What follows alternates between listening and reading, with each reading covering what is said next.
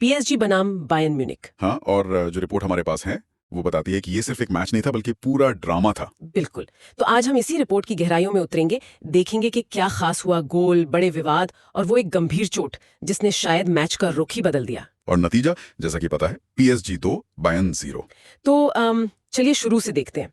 पहले हाफ में तो कोई गोल नहीं हुआ। नहीं, गोल नहीं हुआ, लेकिन खेल का एक बहुत बड़ा पल आया हाफ टाइम से ठीक पहले। आप मुसियाला की चोट की बात कर रहे हैं? हाँ, जमाल मुसियाला।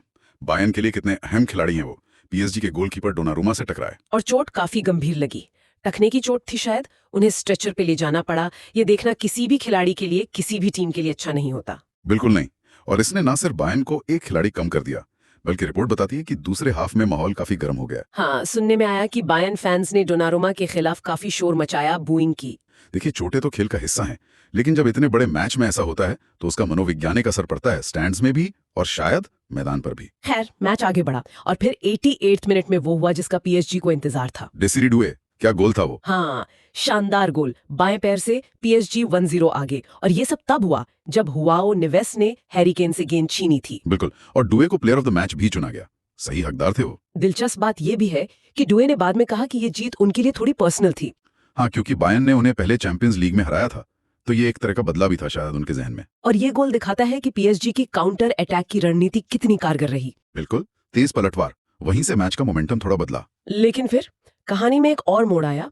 पीएसजी के लिए चीजें मुश्किल हो गईं। हाँ, 82वें मिनट में विलियन पाचो को रेड कार्ड। और फिर इंजरी टाइम में 90+2 मिनट पर लुकास हर्नांडेज को भी। मतलब टीम 9 खिलाड़ियों पर आ गई, वो भी मैच के आखिरी पलों में। ये तो किसी भी टीम के लिए बहुत बड़ी चुनौती है। बहुत बड़ी। अक्सर ऐसी स्थिति में टीमें बिखर जाती हैं, लेकिन यहाँ पीएसजी ने कमाल का संयम दिखाया। हाँ, वो टिके रहे। ये उनकी मेंटल स्ट्रेंथ दिखाता है। बिल्कुल। और फिर इंजरी टाइम में ही उस मुश्किल घड़ी में उन्होंने दूसरा गोल भी कर दिया। उस्मान डेम्बेले, अशरफ हकीमी का असिस्ट था। हाँ, और गोल के बाद उन्होंने वो फीफा सेलिब्रेशन भी किया, डियोगो जोटा को समर्पित करते हुए। वहीं दूसरी तरफ बायर्न के लिए लगता है कुछ भी सही नहीं हो रहा था। बिल्कुल, उनके 2 गोल ऑफसाइड दिए गए, पहले उपामेकानो का, फिर हैरी केन का। और एक पेनल्टी भी तो मिली थी उन्हें। हाँ, मिली थी, लेकिन वीएआर रिव्यू के बाद वो भी रद्द कर दी गई। मतलब आप कह सकते हैं कि वो दिन बायर्न का था ही नहीं। इस हार ने बायर्न का 4 मैचों का विनिंग स्ट्रीक भी तोड़ दिया। हाँ, और एक और अहम बात, ये मैच थॉमस मुलर का बायर्न के लिए आखिरी मैच था। ओहो, एक युगांत। क्या शानदार करियर रहा है उनका। 33 ट्रॉफियां क्लब के साथ। जबरदस्त, लीजेंड है वो क्लब के। चोट की बात करें तो मुसियाला की चोट पर थोड़ी गर्मा गर्मी भी हुई बाद में। हाँ, रिपोर्ट में है कि बायर्न के कोच विंसेंट कंपनी और गोलकीपर मैनुअल नोयर दोनों ने डोनारुमा के चैलेंज पर सवाल उठाए, थोड़ी आलोचना की। हालांकि पीएसजी ने मुसियाला के जल्दी ठीक होने की कामना भी की। हाँ, ये खेल की भावनाएं हैं, मैदान पर टक्कर होती है, बाहर भी थोड़ी नोकझोंक चलती है। अगर आंकड़ों को देखें तो पीएसजी की फॉर्म तो कमाल की लग रही है। पिछले 10 में से 9 मैच जीते हैं। और पिछले 7 में 6 क्लीन शीट्स, मतलब डिफेंस भी काफी मजबूत है। और अब सेमीफाइनल में उनका सामना होगा रियल मैड्रिड से 9 जुलाई को। वो भी एक बड़ा मैच होगा। बहुत बड़ा मैच।